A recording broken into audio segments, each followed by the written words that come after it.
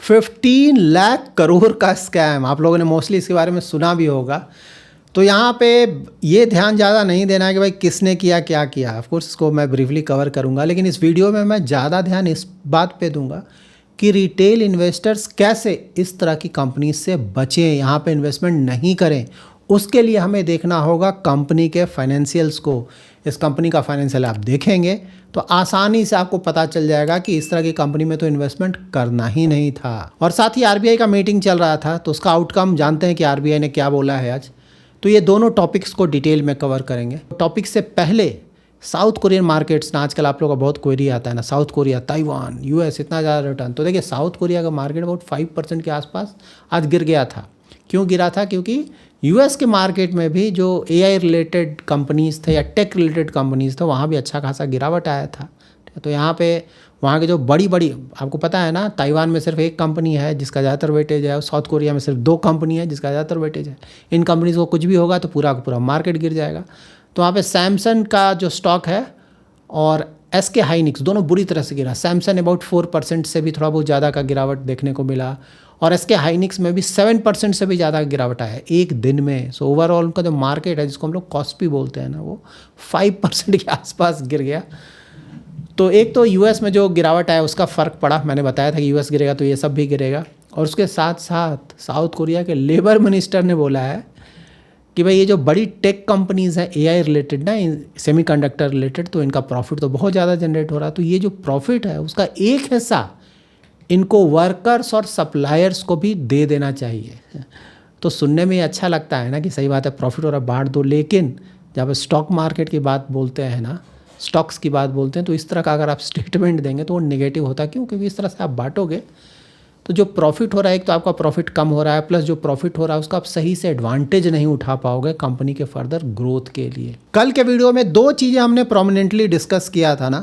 पहला डिस्कस किया था कि सरकार सोच रहा है कि ये जो जीसेक है ना, उस पर गवर्नमेंट सिक्योरिटीज़, उस पर जो एफआईज इन्वेस्ट कर रहे हैं वहाँ पे टैक्स ख़त्म कर दिया जाए, एक तो वो, और दूसरा कि आरबीआई किसी तरह का कोई भी रेट रिलेटेड कोई भी डिसीजन नहीं होगा। तो जो हम लोग डिस्कस किया था सेम वही सब कुछ हुआ है।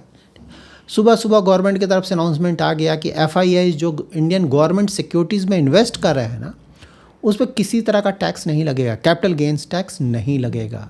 लॉन्ग टर्म कैपिटल गेंस तो 12.5% हुआ करता था ना, उसको बंद कर दिया गया है, ख़त्म कर दिया गया है। और साथ ही 20% का जो विथ होल्डिंग टैक्स लगता था ना, जो गवर्नमेंट सिक्योरिटीज़ में जो इंटरेस्ट आता था, उस इंटरेस्ट पे तो टैक्स लगता था, उसको भी ख़त्म कर दिया गया है फ़िलहाल। तो एफआईआईज़ के फ्रंट से बहुत अच्छी खबर है। होपफुली इसके कारण एफआईआईज़ का थोड़ा और पैसा इंडिया में आएगा। और इससे रिलेटेड आरबीआई ने भी कुछ डिसीजंस लिया है, उसके बारे में आगे आपको बताता हूँ। तो सेकंड ऑफ कोर्स आरबीआई की तरफ से रेपो रेट पे कोई भी कट या हाइक नहीं हुआ है, अनचेंज्ड है 5.25% एज एक्सपेक्टेड। इस साल तो उम्मीद भी नहीं, मैंने पहले ही बताया था, बहुत कम चांसेस है कि इस साल कुछ होगा वहाँ पे। और यहाँ पे सबसे बड़ी बात है कि जो स्टैंस है ना आरबीआई का, वो न्यूट्रल है। न्यूट्रल का मतलब कि भाई अभी ना रेट हाइक का सोच रहे हैं ना रेट कट का सोच रहे हैं। देखेंगे, डेटा डिपेंडेंट होगा, जैसा आएगा उसके आधार पे हम डिसाइड करेंगे, ठीक। लेकिन हाँ, यहाँ पे जो हम लोग कुछ दिनों से डिस्कस कर रहे हैं ना, वो बात यहाँ भी प्रोमिनेंटली आया है। वो क्या है कि जो मॉनसून रिलेटेड इशू है ना, उसके कारण थोड़े बहुत इश्यूज़ हो सकते हैं इंडियन इकोनॉमी पे। तो वहाँ पे बोला गया सब normal south west monsoon forecast, और दूसरा है अल नीनो, उसका भी रिस्क आ रहा है। तो इन दोनों के कारण भी थोड़े बहुत चैलेंजेस इकोनॉमी पे आ सकते हैं। 2 बहुत इंपॉर्टेंट चीज़ है ना, इनफैक्ट 3 है, तीनों मैं कवर कर देता हूँ। एक तो है कि रियल जीडीपी कम करके शो किया जा रहा है। मतलब ये जो फाइनेंशियल ईयर चल रहा है 26-27, पहले था कि रियल जीडीपी 6.9% के आसपास रहेगा, लेकिन अब उसे घटाकर 6.6% कर दिया गया। क्यों? क्योंकि लड़ाई चल रहा है बाहर ना, प्रॉब्लम चल रहा है। हम तो कई बार डिस्कस कर चुके हैं कि भाई जीडीपी पहले से थोड़ा घटेगा, तो ऑलरेडी आरबीआई ने घटाया है। ये लड़ाई जितना लंबा खींचेगा जीडीपी उतना कम होता जाएगा, ठीक है। तो इसको इस तरह से देखें।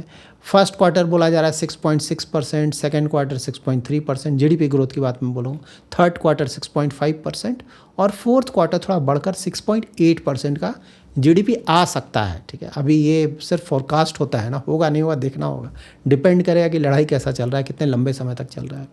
सीपीआई इन्फ्लेशन, अगेन उम्मीद तो है कि भाई इन्फ्लेशन बढ़ेगा, तो वही आरबीआई ने बोला है। पहले आरबीआई बोल रहा था कि फाइनेंशियल ईयर में जो इन्फ्लेशन है लास्ट होते होते तक 4.6% के आसपास रहेगा, लेकिन अब उसे बढ़ाकर 5.1% कर दिया गया है।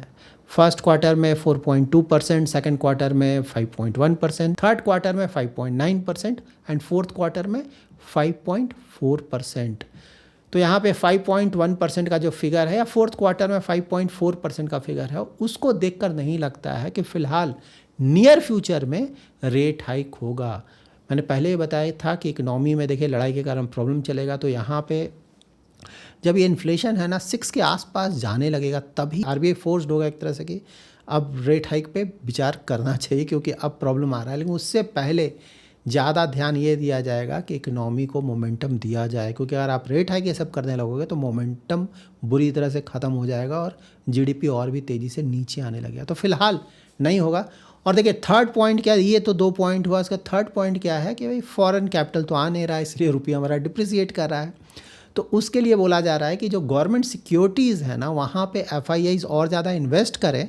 इसके लिए जो फुली एक्सेसिबल रूट होता है ना, एफएआर उसको बोलते हैं, उसमें बोला जा रहा है कि जो नया 15 ईयर 30 ईयर और 40 ईयर के बॉन्ड्स इशू करेगा आरबीआई, उसमें एफआईआईज इन्वेस्ट कर पाएंगे सारे जो नए हैं 15, 30 और 40 ईयर टेनर के बॉन्ड्स में, गवर्नमेंट सिक्योरिटीज़ में, जो कि अच्छी बात है, थोड़ा और आएगा। उसके बाद जो लिमिट फॉर इन्वेस्टमेंट्स था ना, एनआरआईज और OCIs in equity investments traded in stock market, वहाँ पे विदाउट सेबी रजिस्ट्रेशन, ठीक है, तो इस जो लिमिट था उसको इंक्रीज़ कर दिया गया है, ताकि जो एनआरआईज हैं या फिर ओसीआईज हैं और भी ज़्यादा इन्वेस्टमेंट करें। और साथ ही RBI concessional forex swap facility देने जा रहा है पीएसयूज़ को, ताकि जो एक्सटर्नल कमर्शियल बोरिंग होता है ना वो आराम से कर सके, वहाँ पे कंसेशन मिले ताकि उसको बढ़ावा दिया जा सके। एक्सटर्नल कमर्शियल बोरिंग मीन्स आप डॉलर में बाहर से पैसा रेस करें और कंट्री में लाएं, तो डॉलर आएगा तो बहुत अच्छी बात है, रुपया हमारा थोड़ा स्ट्रेंथन होगा। और इसी तरह का फैसिलिटी एडी बैंक्स को भी दिया जा रहा है, ताकि वो लोग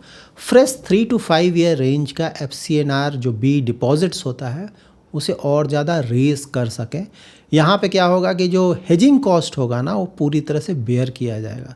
तो 30 सितंबर तक ये भी चलाया जा रहा है। देखिए ये सब इसीलिए किया जा रहा है ताकि ज़्यादा से ज़्यादा जो डॉलर्स है ना वो इंडिया में आए, और डॉलर ज़्यादा इंडिया में आएंगे तो डॉलर ज़्यादा बढ़ेगा इंडिया में, तो वहाँ पे डॉलर का डिमांड थोड़ा कम होगा और रुपया हमारा थोड़ा स्ट्रॉन्ग हो रहा है। तो आरबीआई भी कर रहा है, मतलब गवर्नमेंट की तरफ से भी किया जा रहा है और आरबीआई की तरफ से भी किया जा रहा है। तो जो कुछ भी है वो सारा एक्सपेक्टेड लाइंस पे, उम्मीद भी था कि ऐसा कुछ होगा।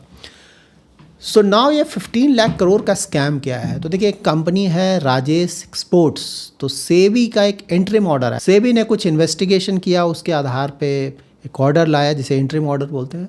अब जिसके खिलाफ ऑर्डर होता है उसको मौका दिया जाता है कि भाई आप अपने तरफ से एक्सप्लेन करो कि जो कुछ फाइंडिंग्स है सही है गलत है क्या है, आप बताओ। इंटरिम ऑर्डर में बताया गया है कि ये जो कंपनी है राजेश एक्सपोर्ट्स और इसके चेयरमैन और एमडी हैं राजेश मेहता, उनके बारे में बोला जा रहा है कि large scale financial misstatements है, फंड डाइवर्जन है थ्रू प्रोमोटर लिंक एंटिटीज़, और साथ ही serious lapse of corporate governance है। तो यहाँ बोला जा रहा है मल्टी ईयर पैटर्न देखा गया, ऐसा नहीं कि 1-2 साल, कई सालों से ये सब चल रहा है ना। नॉन जेन्यून ट्रांजेक्शंस, मतलब गलत तरीके के ट्रांजेक्शन करके दिखाए जा रहे हैं जो कि हुआ ही नहीं है। अकाउंटिंग प्रैक्टिसेस जो है वो क्वेश्चनेबल है, जो डिस्क्लोजर आ रहा है कंपनी के तरफ से वो भी इनएडिक्वेट है, और साथ ही जो कंपनी का फंड्स है ना उसे रूट किया जा रहा है प्रमोटर लिंक्ड ग्रुप्स के थ्रू। तो यहाँ पे ऑफ कोर्स राजेश एक्सपोर्ट्स की तरफ से इसका जवाब दिया जाएगा और उसके बाद सेबी का फाइनल ऑर्डर आएगा। तो देखिए ये सब तो ठीक है भाई, ये सब हो गया। अब है कि रिटेल इन्वेस्टर्स इस तरह की कंपनी से कैसे बचें, वो ज़्यादा ज़रूरी है ना भाई। देखिए ये सब तो पहले भी कई बार इस तरह का हुआ है, अभी भी हो रहा है, फ्यूचर में भी कहीं ना कहीं ये सब होता रहेगा, ठीक है। पूरी तरह से इन चीज़ों को नहीं रोका जा सकता, ये बात हमेशा ध्यान में रखना है। सिर्फ हमें क्या करना है कि इस तरह की कंपनी से बच कर रहना है। तो कैसे बचे, सिंपली फाइनेंशियल्स देखेंगे तो मोस्टली आपको यहाँ तो बिल्कुल क्लियर पता चल जाएगा कि भाई यहाँ इन्वेस्टमेंट करना है कि नहीं। जैसे राजेश एक्सपोर्ट्स, सबसे पहले मैं आप लोगों को क्या बताता हूँ ना कि भाई जो छोटे मार्केट कैप वाले स्टॉक्स हैं वहाँ से बचकर रहें। तो यहाँ मार्केट कैप कितना है, 3000 करोड़ के आसपास है, बहुत छोटा है मार्केट कैप। अब देखिए मैं फाइनेंशियल्स आप लोग को दिखा देता हूँ यहाँ पे देखिए इसका पी रेशियो देखिए ना कितना है, 26 का पी रेशियो है। आरओई देखिए कितना है, 0.68%। आरओसी कितना है, 1.86। अरे इसका ना आरओई है ना आरओसी है और पी है 26। यहीं पे आपको सतर्क हो जाना है ना। मैंने हमेशा बताया भाई आरओई चेक करें, यहाँ कुछ है ही नहीं। डीआईआई होल्डिंग देखिए 11% के आसपास, एफआईआई होल्डिंग 14%। यहाँ पे लोग फंसेंगे ना कि अरे डीआईआई भी इन्वेस्ट कर रहा है, एफआईआई भी इन्वेस्ट कर रहा है, कर देना चाहिए। लेकिन मैंने हमेशा बताया कि भाई इन चक्करों में ना पड़ें, आप खुद चेक करें। देखिए अब आरओई आरओसी से आपको क्लियरली पता चल रहा है। उसके बाद पेग रेशियो देखिए नेगेटिव में है। और सबसे बड़ा जो प्रॉब्लम दिख रहा है, यही देख के आपको इसका बैलेंस शीट पता चल जाएगा जो मैं अभी डिटेल्स बता रहा हूँ। इसका डेट टू इक्विटी चेक किए ना 0.06, और इंटरेस्ट कवरेज कितना है, 2 का है। इंटरेस्ट कवरेज रेशियो कम से कम 3 का जरूर रहना चाहिए, उससे कम नहीं होना चाहिए। लेकिन उससे भी बड़ी बात है कि भाई इसका डेट तो है ही नहीं कंपनी का, 0.06 मतलब ऑलमोस्ट ज़ीरो डेट है।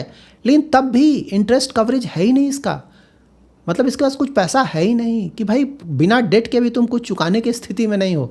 जिसका डेट 0 के आसपास हो उसका इंटरेस्ट कवरेज रेशियो तो भाई 50, 100, 200 इस रेंज में होना चाहिए, क्योंकि तुम्हारा तो डेट ही नहीं है। लेकिन यहाँ पे डेट कुछ नहीं है, फिर भी ये इंटरेस्ट पे करने के हालात पे नहीं है। तो इससे भी आपको पता चला कि प्रॉब्लम कितना बड़ा है। यहाँ पे क्लियरली यहीं से पता चल रहा है ना, आगे देखने की जरूरत नहीं है। उसके बाद रिटर्न ऑन एसेट चेक कीजिए, 0.32%, कुछ है ही नहीं। अब और देखते हैं profit and loss statement. Revenue देखिए, सेल्स, यही सेल्स की बात हो रही है ना। देखिए सेल्स कितना ज़्यादा है इसका, बढ़ता जा रहा है लगातार, ह्यूज। और एक्सपेंसेस नीचे देखिए, सेल्स के नीचे एक्सपेंसेस है ना, जितना सेल्स हो रहा है एक्सपेंसेस भी उतना ही है, इसीलिए प्रॉफिट आ ही नहीं रहा है। ऑपरेटिंग प्रॉफिट देखिए, पहले तो थोड़ा शो करता था कंपनी, अब तो बिल्कुल धीरे धीरे पूरा ही ख़त्म हो गया।